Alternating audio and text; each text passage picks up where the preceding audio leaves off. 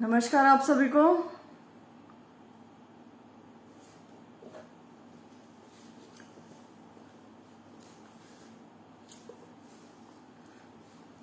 आप लोग जुड़ जाइए, फिर हम स्टार्ट करेंगे अपना सेशन। दीपक कुमार नमस्ते बहन जी, नमस्ते भाई।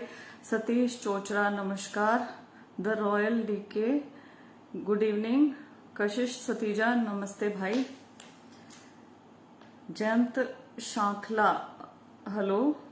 विक्की संधू नमस्कार। चौधरी दिनेश कल्हेर नमस्कार। Narendra Kumar hello. Video sound quality सब परफेक्ट है। देव जोशान सत श्री अकाल भाई। Amit HR hello. Kanta Tihal good evening. Satish Chochra बहन जी, टीजीटी परमानेंट वैकेंसी का लिंक कब तक ओपन हो जाएगा? हाँ, इसी के रिगार्डिंग एक्चुअली मैं गई थी। रवि कुमार हेलो। एस्टेट 2022 वालों को मौका मिलेगा क्या? सब क्वेश्चंस के आंसर दूंगी। Joginder Singh good evening. चौधरी दिनेश कल्हेर नमस्कार। इमरान खान हेलो। लाभ सिंह नैन नमस्ते। अनुज गौड़ मराठा राम राम। आवाज को नहीं आ रही? आवाज नहीं आ रही है क्या, ये बताइए।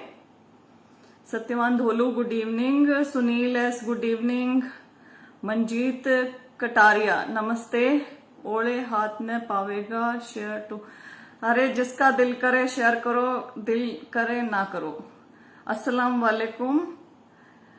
Naresh Rod good evening. Sukhvinder Jangra Ram Ram. Perfect audio video Babbar Kapil, thank you very much. Audio और वीडियो बिल्कुल परफेक्ट है। तो हम लोग अभी ना स्टार्ट करते हैं। थोड़े और भाइयों को जुड़ जाने देते हैं और फिर इसको स्टार्ट करते हैं हम लोग। हरियाल होटल आवाज को नहीं आ रही मैम। एक भाई बोल रहा है आवाज आ रही है, एक भाई बोल रहा है नहीं आ रही है। लाभ सिंह नैन जी भी कह रहे हैं आ रही है। तो मतलब जिन लोगों को आवाज नहीं आ रही है, इसका मतलब उनके उधर से कनेक्शन में प्रॉब्लम है। आप अपना कनेक्शन चेक कर लें और फिर हम बड़ा इंपॉर्टेंट ये सेशन स्टार्ट करने वाले हैं, क्योंकि बहुत सारे लोगों के ना बहुत सारे इश्यूज इकट्ठे हो रहे थे। और इनफैक्ट मेरी बात हुई थी चेयरमैन साहब से जब टीजीटी की वैकेंसी निकली थी, तब से अब तक इसका पोर्टल ओपन क्यों नहीं हुआ है वो भी मैं आपको बताऊंगी। और बाकी जो इम्पोर्टेंट अलग से क्वेश्चंस हैं जो भी मुझे पता चले थे या मेरे को खुद भी पता था, मैंने जानबूझ के यहाँ पे पेज पर भी लिखा था कि कोई यदि स्किप हो जाए तो एटलीस्ट मैं उसे टेकअप कर सकूं वहां पे। तो वो भी बड़े सारे इम्पोर्टेंट टॉपिक्स पर बात हुई है। टीजीटी वैकेंसी जो निकली थी ना परमानेंट रेगुलर, मैं स्टार्ट कर रही हूँ अब। ठीक है Hitesh Gahlawat, thank you very much brother. Start करते हैं। टीजीटी वैकेंसी जो निकली थी परमानेंट वैकेंसी, यदि जो भी सीरियस अभ्यर्थी होगा टीजीटी का, उसको पता होना चाहिए कि नोटिफिकेशन में गड़बड़ थी, प्रॉब्लम है उस वैकेंसी में। जो टीजीटी की परमानेंट भर्ती का जो नोटिफिकेशन निकला, एडवर्टीजमेंट निकली है ना वो, और इतनी बड़ी गड़बड़ें थी, एक गड़बड़ नहीं थी, बहुत सारी गड़बड़ें थी कि वो किसी भी स्टेज पर जाकर उसके ऊपर लगता पक्का 100% कोर्ट केस, और कोर्ट केस होते ही वो भर्ती होती स्टॉल। तो जो भी लिंक ओपन करने के लिए बोल रहे हैं उन भाइयों को मैं कहना चाहूंगी कि आप क्यों बिना बात के फीस भरना चाहते हैं। पहले वैकेंसी ठीक से आनी चाहिए ना, एडवर्टीजमेंट में ठीक होना चाहिए। और एडवर्टीजमेंट में गलतियां बहुत भारी भारी थी। गलतियां जैसे कि बीएड वालों से टीचिंग एक्सपीरियंस भी मांगा हुआ है, लेकिन डीएड वालों से, जेबीटी वालों से कुछ नहीं मांग रखा। होम साइंस मांग रखी है। जेबीटी में कौन होम साइंस कराता है? जेबीटी वालों को टीजीटी की वैकेंसी में अलाउ क्यों किया हुआ है? बहुत सारे ऐसे प्रश्न बनते हैं। हायर क्वालिफिकेशन वाले से और भी हायर टीचिंग एक्सपीरियंसेस मांग रखे हैं, लेकिन लोअर क्वालिफिकेशन वाले से कुछ नहीं मांग रखा। म्यूजिक वाले से म्यूजिक का कुछ मांग ही नहीं रखा है, मतलब कोई भी नॉर्मल बीए वाला भी शायद जाके कर ले। तो बड़ी सारी इसमें गड़बड़ियां थी जो ठीक होनी बेहद जरूरी थी। डीएड वालों से, डीएड वालों का टीचिंग एक्सपीरियंस नहीं होता है भाई होम साइंस में या साइंस में या किसी भी उसमें। उनका टीचिंग एक्सपीरियंस होता है केवल लैंग्वेजेस में, हिंदी, इंग्लिश, उर्दू, पंजाबी, इन सब में। तो उन लोगों को यहां लेना और उनको बीएड से ऊपर प्रेफरेंस देना, ये मुझे समझ में नहीं आ रहा था। राइट, तो ये बहुत बड़ी गड़बड़ थी और इसीलिए इसका लिंक ओपन नहीं हो रहा है। इसका टीजीटी का पहले ये रूल्स में चेंज होगा और फिर उसके बाद एडवर्टीजमेंट बदल कर आएगी। कल ही मेरे सामने ही चेयरमैन साहब ने आदेश दिए थे कि जल्द से जल्द इसका लेटर अब लिखो एजुकेशन डिपार्टमेंट को और तुरंत इसको री एडवर्टाइज करना है या कोरिजेंडम डाल के इसमें बदलाव करने हैं, जो कि बेहद जरूरी बदलाव हैं। छोटे छोटी चीजें इसमें गलतियां थी। जैसे शुरू में क्या था, मैट्रिकुलेशन और संस्कृत इन 10+2 10th और हायर। तो और हायर में बहुत सारी चीजें आ जाती हैं। मान लीजिए बीए में मैंने कभी 10th के बाद बीए में एक साल हिंदी पढ़ी है, तो मैं भी क्लेम करूंगी कि हाँ मैं हूं यहाँ पर। और भी चीजें थी, जैसे एक और क्लॉज था कि यदि किसी की कैटेगरी में वो गलत कैटेगरी भर देते हैं और गलत कैटेगरी भर दी और बाद में आके कैटेगरी क्लेम करते हैं, तो उन्हें जनरल में कंसीडर किया जाएगा। लेकिन उन्होंने जनरल/पेरेंट कैटेगरी लिख रखा था, तो वहां पर भी मैंने आवाज उठाई थी कि आपने पेरेंट कैटेगरी यहाँ पे मेंशन किया, तो मतलब क्या कमीशन की मर्जी है कि जो भी बाद में आ गया उसको अपनी मर्जी से जनरल में कंसीडर करो या पेरेंट कैटेगरी में कंसीडर करो? ये तो बहुत गलत बात है। तो उन्होंने कहा कि केवल हॉरिजॉन्टल रिजर्वेशन वालों को कंसीडर किया जाएगा पेरेंट कैटेगरी में, वर्टिकल रिजर्वेशन वालों को नहीं। तो ये भी मैंने कहा था कि आप इसको स्पेसिफिकली मेंशन करें, जो जो आप यहाँ पे मेंशन करना चाहते हैं वो करें। और ये चीज सहर्ष स्वीकार भी करी है कमीशन ने, चेयरमैन साहब ने, मेंबर साहब भी वहां पे मौजूद थे, कमलजीत सैनी जी। और ये सब चेंजेस होकर ही टीजीटी की वैकेंसी आएगी, राइट। सेकंड, भाई मेरे बार बार सीईटी के बारे में लिख रहे हैं। हाँ, हिंदी का भी इसमें एक इशू था कि इंग्लिश में इलेक्टिव कंपलसरी सब कुछ अलाउ कर दिया, लेकिन टीजीटी हिंदी में क्या किया है? तो टीजीटी हिंदी के साथ थोड़ा भेदभाव हो गया है, उसको भी लुक आफ्टर करने के लिए कहा है, तो उसमें भी कुछ ना कुछ चेंजेस होकर आएंगे। टीजीटी के बारे में बाद में बात करूंगी, क्योंकि सीईटी के लिए बहुत ज्यादा यहाँ पर आ रहा है बार बार। तो सीईटी के लिए कहना चाहती हूँ कि सीईटी निर्धारित तारीख को ही हो रहा है, 5-6 नवंबर को हो रहा है सीईटी। 100% कहा है ये चेयरमैन साहब ने, इसलिए अपनी तैयारी जोरों शोरों पर रखें। सीईटी हो रहा है निर्धारित तारीख पर ही। अब यहाँ पर मैंने सवाल किए सर से कि ऐसा कैसे पॉसिबल हो सकता है कि सीईटी उसकी निर्धारित तारीख पर ही हो, क्योंकि कोई भी स्कूल बुक नहीं हुआ है, कुछ नहीं हुआ है, कोई कार्यवाही नहीं हो रही है एनटीए की तरफ से। तो उन्होंने कहा कि एनटीए 8 दिन पहले अपनी कार्यवाही शुरू करता है, एग्जाम से 8 दिन पहले वे कार्यवाही शुरू करते हैं, राइट। और आपके जो रोल नंबर्स हैं वो 5 या 4 दिन पहले रिलीज होंगे,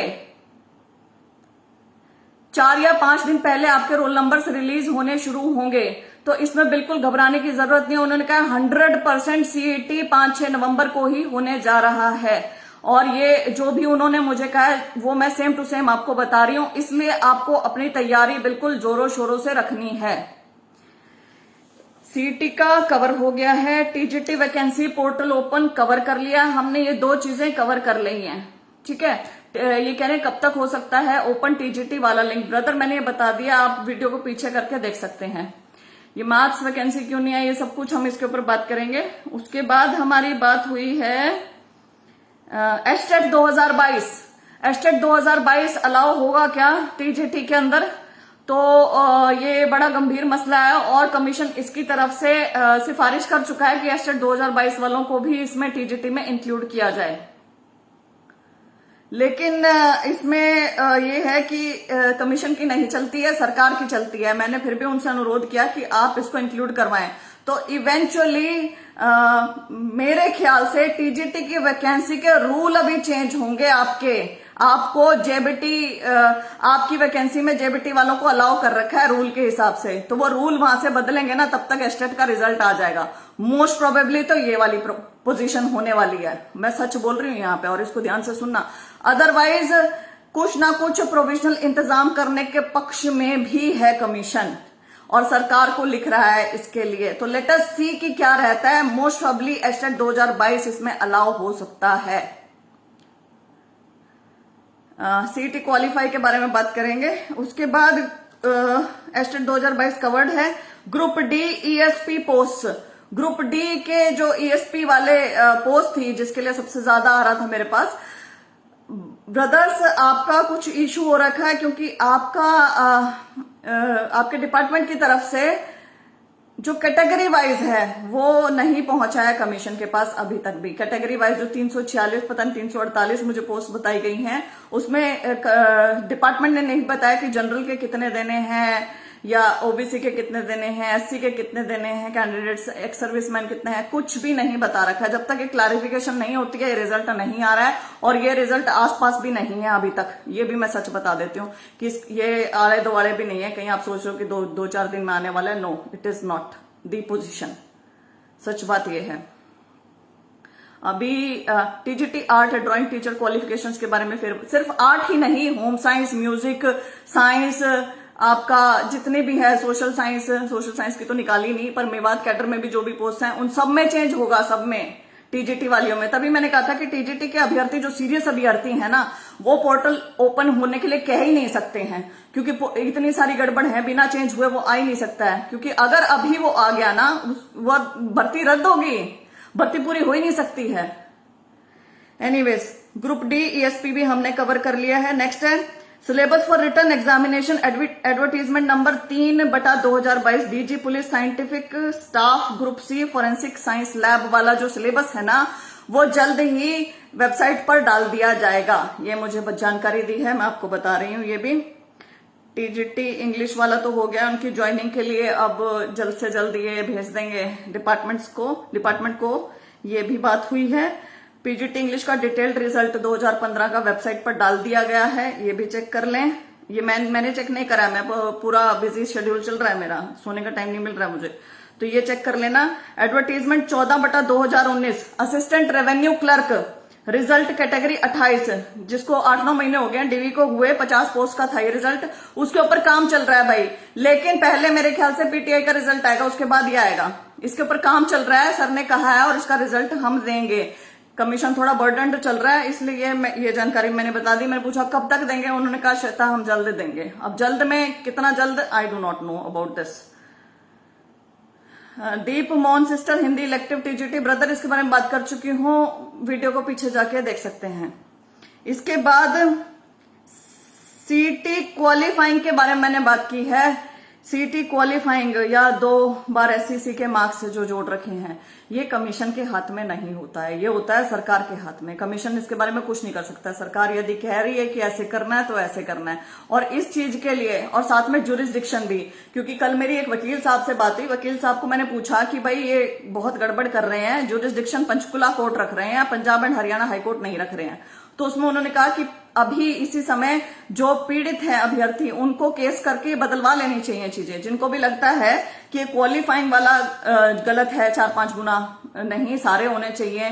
2 बार सोशियो इकोनॉमिक के मार्क्स गलत हैं, या वो क्या कहते हैं जुरिस्डिक्शन, तो उसके लिए अभी आपको करना पड़ेगा केस बिफोर सीईटी, क्योंकि आफ्टर सीईटी आपका सीधा वो चला जाएगा, क्या कहते हैं कि आप सिलेक्ट नहीं हुए, फेल हो गए, इसलिए अब केस करने के लिए आए हैं। तो ये एक चीज थी। इसके बाद टीजीटी मैथ्स एसएस, ये वैकेंसीज रेगुलर नहीं आई है, लेकिन हरियाणा कौशल रोजगार निगम के तहत आपने दे दी हैं।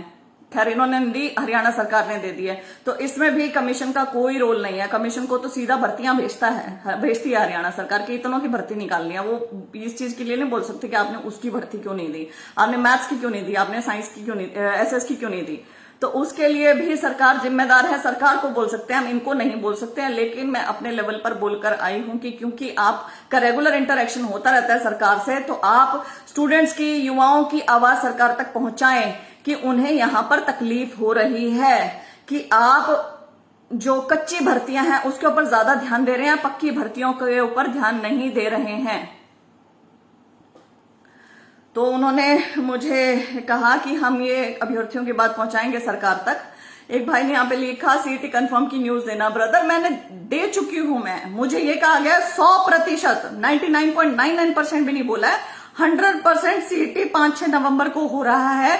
एनटीए 8 दिन पहले स्कूलों को एंगेज करेगा और आपके 4-5 दिन पहले रोल नंबर आएंगे, एडमिट कार्ड जारी होंगे 4-5 दिन पहले। ओके, इसके बाद आपका आता है yes PGT Sanskrit.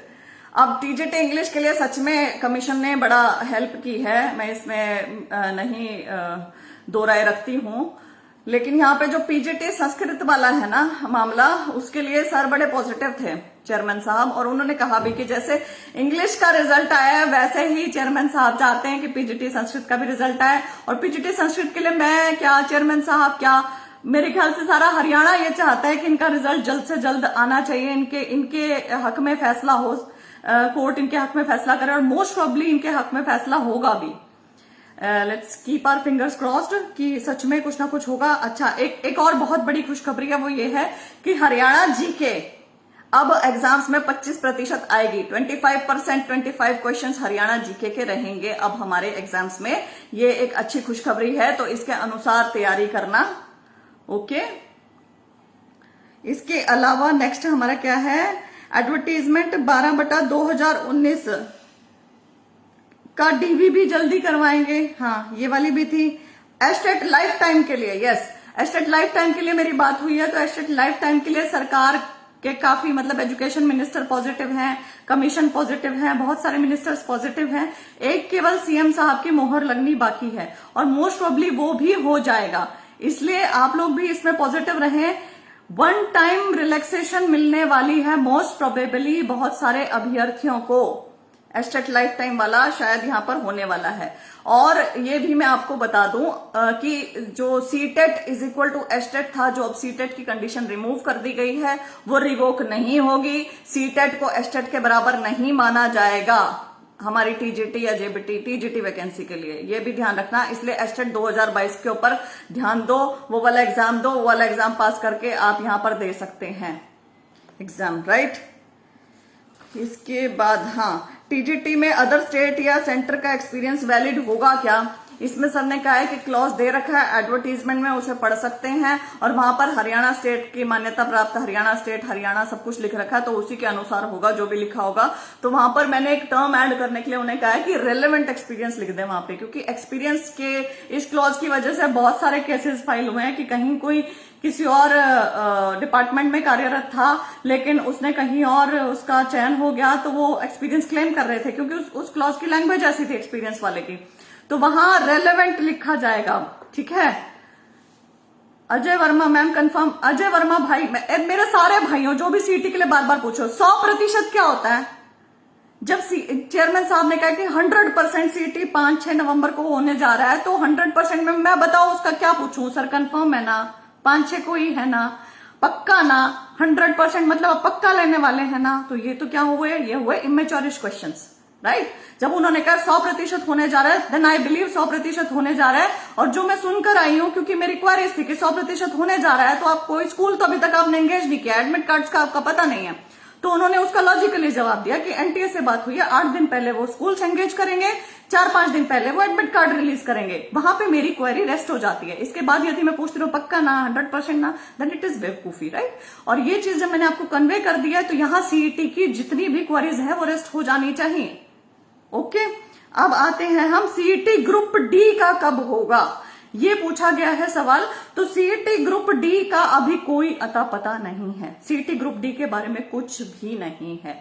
Group C का होगा पहले, और सर ने ये कहा कि पहले हम जैसे पहली बार एनटीए को एंगेज कर रहे हैं हरियाणा में, हरियाणा के एग्जाम के लिए, तो हम उसकी सक्सेस देखेंगे कैसी रही। यदि वो ग्रुप सी का सक्सेसफुली कंडक्ट करवा पाते हैं, बहुत अच्छे से बढ़िया से ये कंडक्ट हो जाता है, तो ही ग्रुप डी उनसे करवाया जाएगा, अदरवाइज ऑल्टरनेट कोई मेजर निकाला जाएगा। तो लेट अस सी क्या रहता है। सीटी ग्रुप डी डिपेंड्स अपॉन सीटी ग्रुप सी की सक्सेस या अनसक्सेसफुल, जैसा भी रहता है उसके ऊपर। नेक्स्ट है पीटीआई के 453 कैंडिडेट्स का डीवी हो गया, फाइनल रिजल्ट कब आएगा? अब यहां पर ना जो पीटीआई का रिजल्ट है, पीटीआई का रिटर्न एग्जामिनेशन हुआ था, तो पीटीआई वालों को कहना चाहूंगी, भाई आपने खुद गलती कर रखी है। उसमें 70 लोगों ने ना अपने जो वो है ओएमआर शीट है उसमें अपना कोड ही नहीं भरा कि आपको पेपर कोड ए मिला है, बी मिला है, सी मिला है, डी मिला है। तो 70 अभ्यर्थियों के 0 अंक आए हैं। और ये मतलब सुन के वहां पे मुझे इतना अजीब लग रहा था कि भैया आप टीचर का एग्जाम देने जा रहे हो, आप 10 साल पढ़ा चुके हैं और आपने कैसे पेपर कोड नहीं वहां पे लिखा है। और मैंने बल्कि सर को कहा कि 0 अंक है, तो आप इनको क्या कहते हैं 0 अंक दे के आगे इनको दो, क्या कहते हैं सिलेक्ट कर दो, बाकियों को रिजल्ट दे दो आपका जो भी सिस्टम दे रहा है। इसमें सर ने ये कहा कि श्वेता यदि हम 0 अंक दे देंगे, ये अभ्यर्थी कोर्ट चले जाएंगे और कोर्ट में जाके अभ्यर्थी बोलेंगे कि हमें 0 अंक क्यों दिए हैं, फिर उसके बाद वो लंबी कार्यवाही खींचेगी, सब कुछ होगा, रिजल्ट रुकेगा, स्टे होगा, ये सब कुछ होगा। तो ये जो बहुत लंबा प्रोसीजर चला गया, रेवेन्यू क्लर्क वाला भी आगे सरक गया और रिजल्ट आगे सरक गया, वो इसलिए क्योंकि पीटीआई का रिजल्ट अभी आना था और पीटीआई का रिजल्ट अब मैनुअली निकाला जा रहा है। उन 70 अभ्यर्थियों की तुक्के से चेक कर रहे हैं कि भाई ये ग्रुप इनके पास पेपर कोड ए था या बी था या सी था या डी था, उस हिसाब से उनकी आंसर कॉपीज चेक होंगी, उस हिसाब से उनके मार्क्स लगाए जाएंगे, तब जाके इनका रिजल्ट आएगा, राइट। तो इनका रिजल्ट पहले आएगा, बाद में बाकी रिजल्ट्स आएंगे। Rajat Dhiman, thank you very much brother. इसके अलावा आगे हम क्या आगे आते हैं हम सिलेबस के ऊपर। हाँ, डिटेल्ड सिलेबस की मेरी बात हुई कि आप डिटेल्ड सिलेबस क्यों नहीं देते हैं, कि जैसे राजस्थान देता है, एसएससी देता है, यूपीएससी देता है, तो इस पर उन्होंने कहा कि डिटेल्ड सिलेबस हम अगर क्वेश्चन वाइज दे देंगे कि 9 क्वेश्चन इसके आएंगे, 10 क्वेश्चन इसके आएंगे, मान लीजिए हम बता देते हैं 10 क्वेश्चन इसके आएंगे, तो यदि उसके 11 हो गए या 9 हो गए किसी शिफ्ट में, फिर उसके बाद लिटिगेशन हो जाएगी। तो मैंने कहा कि आप क्वेश्चन नंबर ना बताएं, आप उसको डिटेल में तो दे सकते हैं। तो सीईटी का उन्होंने कहा कि यही रहेगा, सीईटी का चेंज नहीं होगा, क्योंकि एनटीए करवा रही है और उन्हें भी नहीं पता है कि वो कितने क्वेश्चन कहां से पूछ ले। तो अभी के लिए इस मुद्दे को रेस्ट करने देते हैं, इसके बाद में इसके बारे में आगे सोचेंगे, तो आगे फिर एक और विजिट कर लेंगे और आगे फिर एक और बार याद करवा देंगे कमीशन को, मोस्ट प्रॉब्ली कि शायद कुछ ये वाला पॉजिटिव चेंज भी हो जाए। इसके बाद हाँ, एक मैंने बात की है ओवर एज रिलैक्सेशन दिलवाने के लिए, टीजीटी पीजीटी तो खैर अब एचपीएससी कर रहा है, टीजीटी में ओवर एज जो कैंडिडेट्स हो गए हैं। हालांकि मेरे पास खुद बहुत सारे कॉल्स हैं, बहुत सारे अभ्यर्थी बोलते हैं कि ओवर एज कैंडिडेट्स को मौका मिलना चाहिए, कोरोना आ गया 2-3 साल के लिए। तो असल में ये 2-3 साल का मौका तब मिलता है कायदे से, तब मिलता है जब हर साल एग्जामिनेशन हो रहा हो और उन 2-3 सालों में एग्जाम ना हुआ हो। हमारा तो एग्जाम ही नहीं हुआ कभी भी।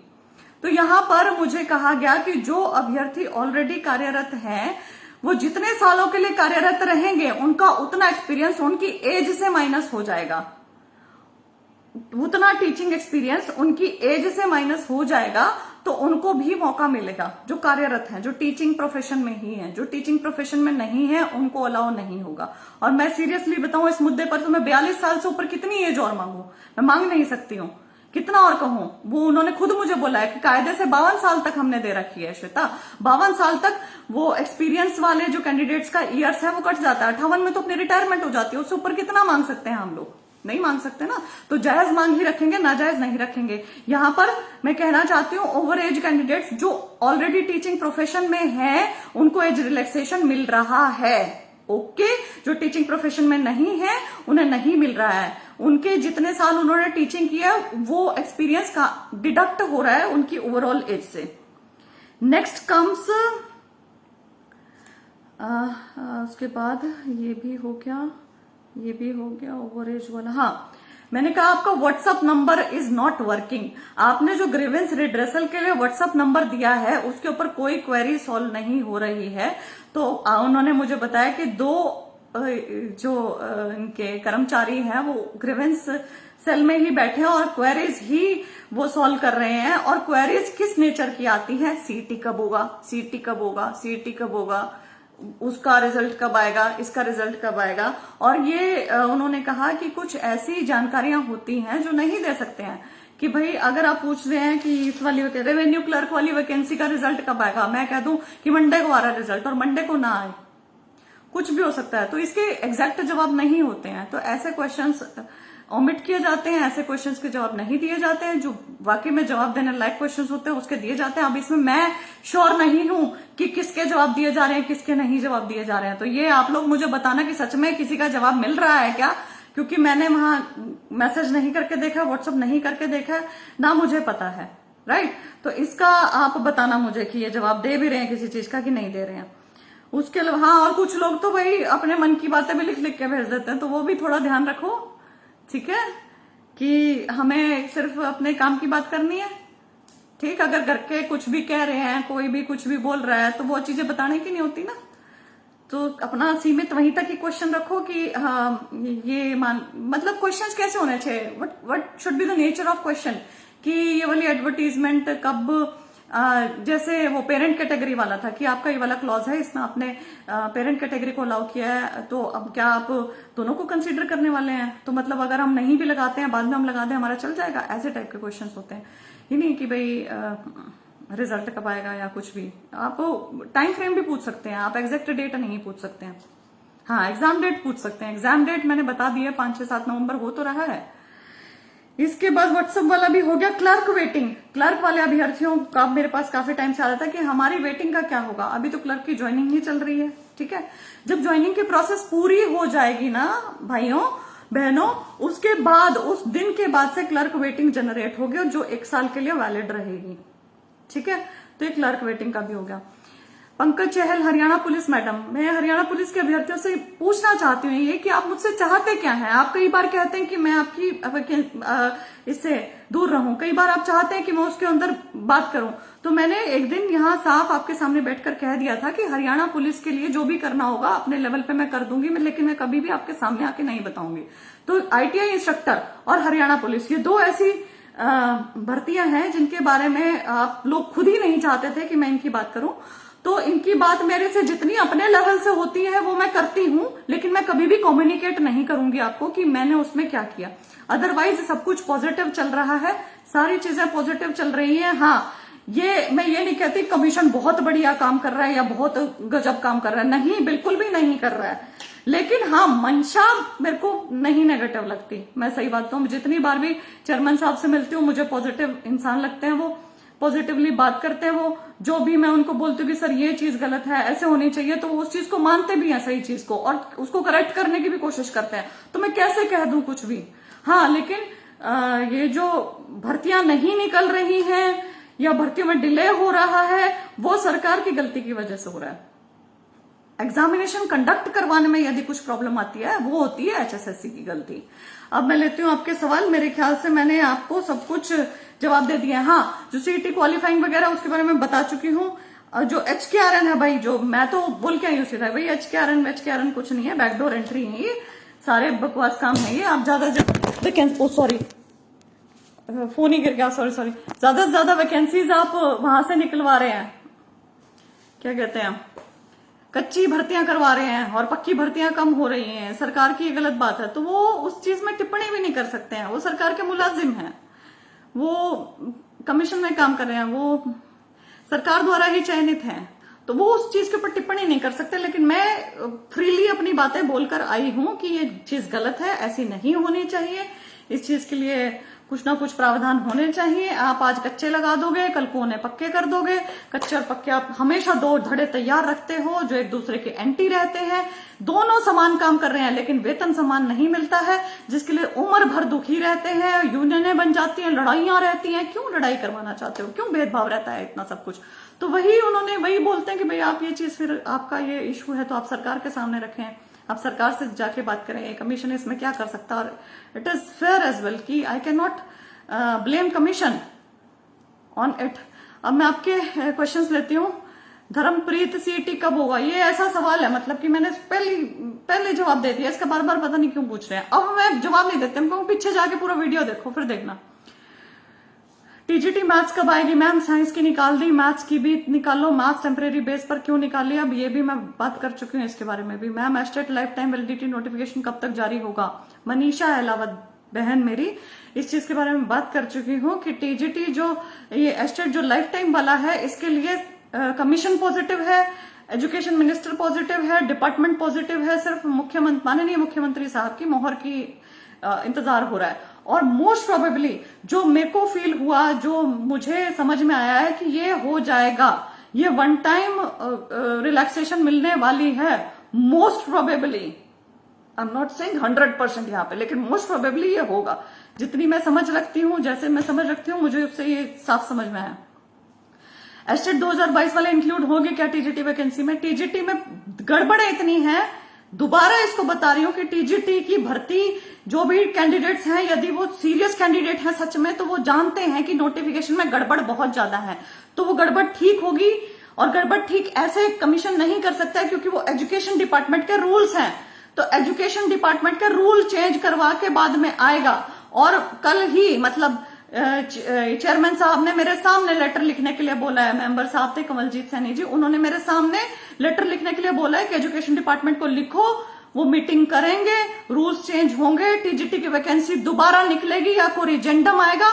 मोस्ट प्रोबेबली तब तक एस्टेट 2022 हो जाना चाहिए। इसलिए CTET वाले जो इतना तंग हो रहे हैं, एस्टेट 2022 वाले, तब तक कर लो अपना, हो जाना चाहिए। अब नहीं भी होगा तो फिर तब हम लोग बैठे हैं ना, मैं बैठी हूं ना, वो भी पॉजिटिव है, कमीशन भी पॉजिटिव है इसके लिए। तो आप पूरा पूरा ध्यान अपना एस्टेट 2022 के ऊपर दें। सुरेश कुमार, परमानेंट सरकार की घटिया परमानेंट भर्ती वाले इशू पे मैं बहुत ज्यादा सीरियस हूं, मैं सच्ची बता रही हूँ। और मैं अब ये भी जानती हूँ कि मैं यहाँ पे बोल रही हूँ ना कि ये नहीं होनी चाहिए, और मैं कहूँ चलो भाइयों खड़े होते हैं और बात करते हैं कि ये नहीं होनी चाहिए, तो पता नहीं कितने लोग वहां पे आके खड़े होंगे। क्योंकि ये चीज ना, जब टीचर्स की वैकेंसीज की बात चल रही थी कि भर्ती आनी चाहिए, तो मैंने रोहतक में आप लोगों को बुलाया था और मैं जानती हूँ कितने लोग वहां पे आए थे। तो ये जो यहाँ पे जो भीड़ ये सब कुछ लिख रही है ना, वो यदि संघर्ष करने के लिए तैयार है तो चीजें हो सकती हैं, थिंग्स आर पॉसिबल, बट वो तैयार कितने होते हैं। तभी मेरी हमेशा यही रही है कोशिश कि मैं ज्यादा से ज्यादा जागरूक करूं, आप लोगों को विद फैक्ट्स जागरूक करूं, ओवर दिस फेसबुक या ट्विटर सोशल मीडिया पर जागरूक करूं, हिम्मत पैदा करूं, लीगल एंगल्स बता दूं, अधिकारियों से बात कर लूं खुद से, अधिकारियों को खुद बहुत सारी चीजें। अब कल मैं लैपटॉप लेके गई हूं, वो 51 पेजेस की जो ये है भर्ती है, उसमें एक एक कैटेगरी में कौन कौन से पॉइंट में कौन कौन सी गलती है, कौन कौन सी और एंड का भी फर्क है टीजीटी की भर्ती में। आपको पता है कि केवल सिर्फ इससे और एंड, इन दोनों से वो भर्ती में गड़बड़ हो सकती है। लैंग्वेज की कहीं ना कहीं दिक्कत है। एक पॉइंट ऐसे बता के आ रही हूं। मैं कोई ऑफिशियली एंगेज्ड थोड़े हूं, मुझे तनख्वाह थोड़े दे रही है सरकार किसी चीज के लिए, लेकिन मैं जानती हूं कि मैं आप लोगों को कहूंगी चलो इसके लिए आवाज उठाते हैं सारे मिलके, तो कितने जने आवाज उठाएंगे मेरे साथ, कितने जने धरातल पे मेरे साथ खड़े होंगे। लेकिन मैं इतना जरूर जानती हूँ कि यदि मैं ये चीज अधिकारियों के नॉलेज में ले आती हूँ, उन्हें बता देती हूँ कि आपकी इस लाइन में ये गलती है, तो वो उसे चेंज करेंगे।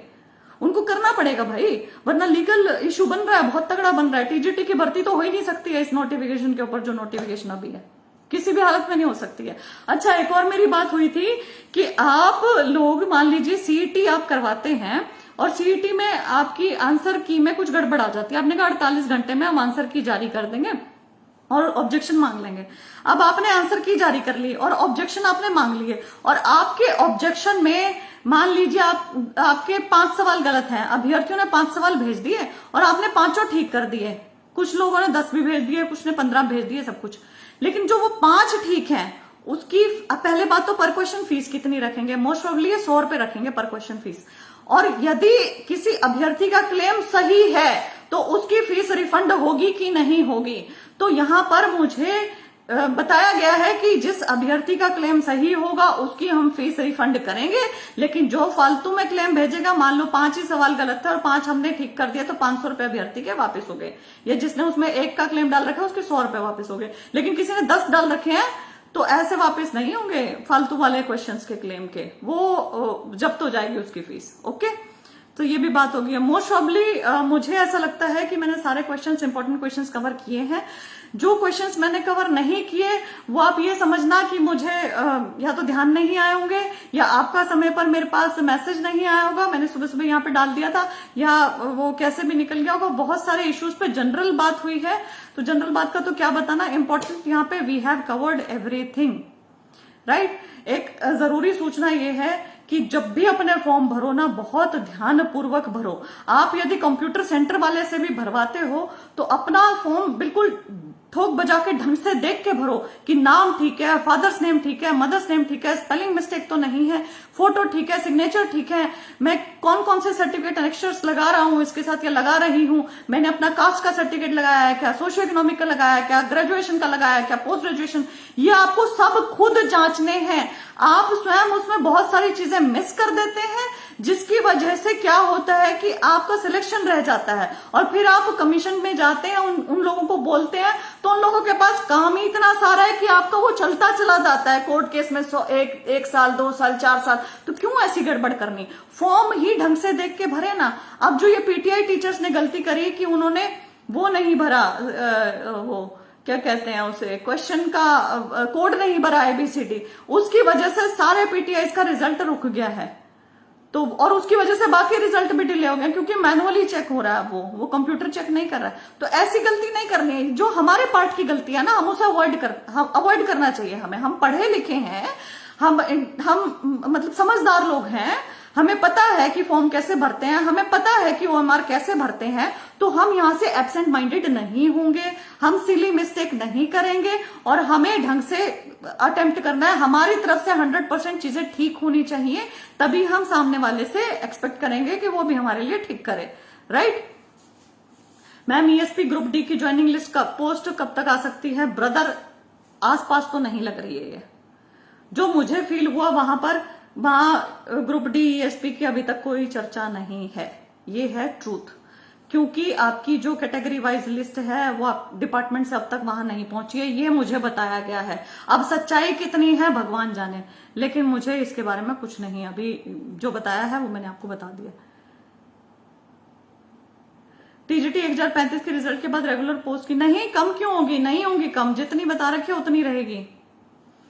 हितेश भाटी ब्रदर मैंने बता दिया आपको, और मेरे को ना इसमें मतलब मैं अब एएसपी ग्रुप डी वालों को क्या कहूं कि आसपास नहीं है अभी आपका रिजल्ट, नो। और आपको इसके लिए मतलब आपको संघर्ष करना पड़ेगा, मेरी राय यही रहेगी कि संघर्ष कर लो इसके लिए। ये कल मेरे पास इन अभ्यर्थियों का कॉल भी आया था, सीएम हाउस के सामने थे ये लोग, और मैंने कहा था जब सीएम साहब से आपकी बात हो जाए तो मुझे बताना, जो मुझे अब तक बताई नहीं गई है। तो जो भी है, आप अगर अपने लेवल पे संघर्ष कर रहे हैं तो संघर्ष इसमें बढ़ता है, क्योंकि आपका रिजल्ट आड़े दुआड़े भी नहीं है। एचएसएससी के पास आपकी इन्फॉर्मेशन है ही नहीं, जो मुझे अभी तक पता चली है। कैटेगरी वाइज कुछ नहीं है आपका वहां पे। सीईटी का बता चुकी हूँ, सीईटी कंफर्म है क्या जी? कुमार हरीश, मतलब ये क्वेश्चन मैं नहीं जवाब देती इसका, पीछे जाके देख के आओ, जाओ। CET qualifying nature, Rohit Soni इसका जवाब भी दे चुके हैं। स्टेट 2022 के बारे में क्या सोचा है, ये बता चुकी हूँ। मैम जेबीटी वाले फिर एलिजिबल नहीं होंगे क्या टीजीटी में? गुरदीप वर्मा ब्रदर, जेबीटी वाले एलिजिबल करते ही ये वैकेंसी के ऊपर स्टे लगेगा, ये वैकेंसी पूरी नहीं हो सकती। टीजीटी में जेबीटी कैसे वैलिड हो सकता है? इन्होंने कंडीशन ही गलत रखी हुई है डीएड वाली, जो मतलब नॉन ये क्या कहते हैं लैंग्वेजेस है ना, होम साइंस। अब मेरे को आप अपनी आत्मा से खुद बताओ, जेबीटी में होम साइंस कौन करवाता है? कोई नहीं करवाता ना जेबीटी में होम साइंस। तो होम साइंस के नीचे जेबीटी की कंडीशन क्यों मांग रखी है, डीएड की कंडीशन क्यों मांग रखी है, जबकि उसी में ही बीएड वाले से टीचिंग एक्सपीरियंस मांग रखा है होम साइंस का। तो आप मतलब हायर क्वालिफिकेशन वाले से तो और भी ज्यादा हाई मांग रहे हैं, लेकिन उससे कुछ मांग ही नहीं रहे हैं। म्यूजिक वाले से आप पूछ ही नहीं रहे हैं, म्यूजिक वाले में लिख रखा है सीधा बीए। अब मतलब बीए कोई भी जाके म्यूजिक टीचर बन जाएगा क्या? कुछ तो मांग लो, उसमें आगे कुछ तो लिख लो। ऐसे ही इंग्लिश वाले में सब अलाउ कर दिया, कंपलसरी इलेक्टिव सब कुछ, और हिंदी वाले में किया नहीं, तो क्या होगा? जैसे टीजीटी 1035 रुकी रही 7 साल, वैसे ही हिंदी वाली रुक जाएगी। तो मैं तो इसी पक्ष में थी, और बल्कि मैं धन्यवाद करके आई हूँ कमीशन का कि शुक्र है आपने ये लिंक अभी तक ओपन नहीं किया है, होना भी नहीं चाहिए था। आप इसमें पहले चेंज कर दें सारे के सारे, क्योंकि आपकी फीस जब्त हो जाती, उसमें चेंज होना ही होना था, नहीं तो लिटिगेशन फाइल हो जाती। नहीं होगा वो पहले चेंज होगा। मैं कहती यहाँ 2 महीने लगा के चेंज कर दें और फिर उसके बाद भर्ती 6-7-8 महीने में कंप्लीट करवा दें, भला होगा, बजाय कि अभी ये गलत नोटिफिकेशन के साथ भर्ती कर दें और 7-8 साल तक ये चलता ही रहे। ऐसा सिस्टम नहीं चाहिए भाई। मुझे तो ये चाहिए कि आप इसको रूल को चेंज करवा लो और इसको उसके बाद भर्ती को ढंग से पूरी करवाओ। और एक लाइन के ऊपर सारी चीज में कह रहे हैं 51 पेजेस बैठ के सारे पढ़े हैं, वहां पे कैटेगरी वाइज हर एक चीज डिस्कस की है, और जहां जहां जो गलती है वो सब गलतियां नोट करवाई हैं बकायदा। उन्होंने एक अपने कर्मचारी को बुला के लेटर पैड पे उससे नोट करवाया है कि नोट करो ये लेटर, ये लिखो, ये श्वेता वो ये बोल रही है, ये वाला लिखो, ये पॉइंट लिखो। तो उससे ये भी समझ में आता है कि कमीशन के चेयरमैन हैं और जो मेंबर हैं वो भी कितने गंभीर है इस चीज को लेकर। और वो मेरे सामने उन्होंने लेटर लिखने को कहा, तो अब मैं क्या कह सकती हूँ कि मैं तो यही कहूंगी कि बढ़िया काम कर रहे हैं, सुन ली हमारी, और जहां जहां गलतियां थी उसको चेंज करने के लिए अब वो मिलना चाह रहे हैं एजुकेशन डिपार्टमेंट से। तो लेट अस सी क्या रहता है, मोस्ट प्रोबेबली चेंज होकर आएंगी, जेबीटी की कंडीशन इसमें नहीं रहेगी फिर इसके आगे। आगे क्या है, पीजीटी रेगुलर भर्ती कब तक आएगी? मैम राजेश यादव, पीजीटी भाई मेरे भर्ती हो गई है अब एचपीएससी की, मैं गई थी एचएसएससी, तो एचपीएससी का अभी तक कुछ पता नहीं है। एचपीएससी एक नॉन ट्रांसपेरेंट कमीशन है, ये अपारदर्शी कमीशन है जो पर्दे बंद करके पता नहीं अंदर क्या क्या करता रहता है, हमें कुछ नहीं पता है, ये बाहर कुछ बताते ही नहीं है। एचसीएस का इनका मामला शायद कल है उसकी तारीख, लेट्स सी, पता नहीं, हाँ कल ही है शायद, तो लेट्स सी उसमें भी क्या रहता है। वीएलडी कोर्ट केस का क्या रहा जी? गुरजीत खंगूरा, मैं एक कोर्ट केस के बारे में नहीं जानती हूँ, ऐसे में कोर्ट केसेस फॉलो नहीं कर रही हूँ। वीएलडीए का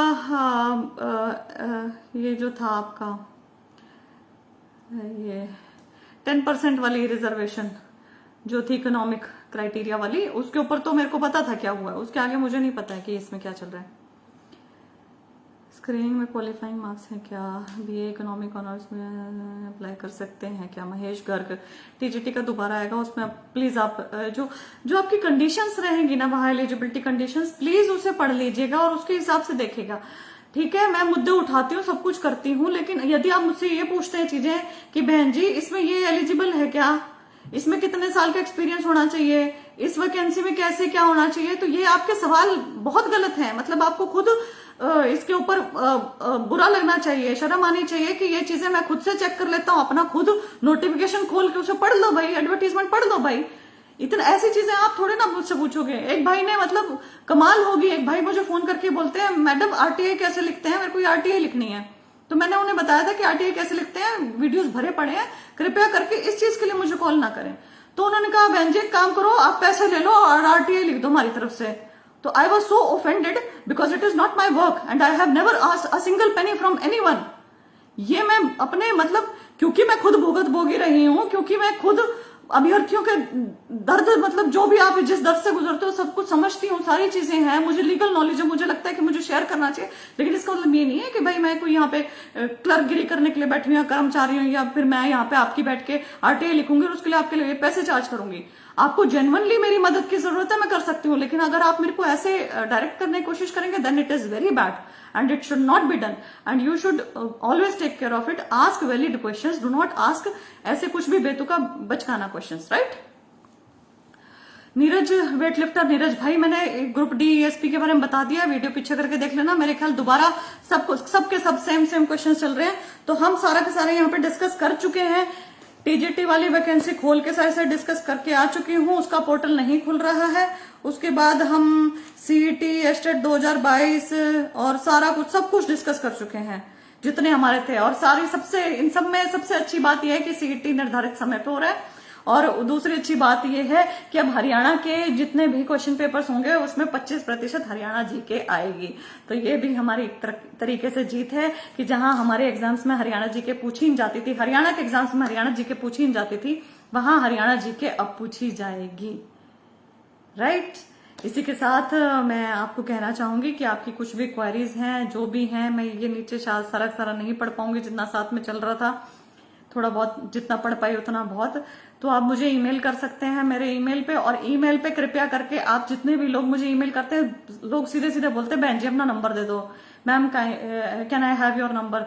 सो do not write this, write the issue regarding what issue you want to talk to me, right. आप किस इशू के रिगार्डिंग मुझसे बात करना चाहते हैं, आपको लगता है कि यदि वो इशू बहुत इंपॉर्टेंट है, जरूरी है और आपको उसमें सलाह चाहिए मुझसे, तो आप थोड़ा सा इशू मेंशन कर दें। उसके बाद आप अपना कांटेक्ट नंबर भी मुझे देंगे ना, तो मैं खुद से आपसे कांटेक्ट कर लूंगी। लेकिन यदि आप सीधा कहेंगे ना कि please give your number, I want your number, और ये this is, I am not going to entertain any this kind of mail, right. तो आप इस चीज का ध्यान रखो।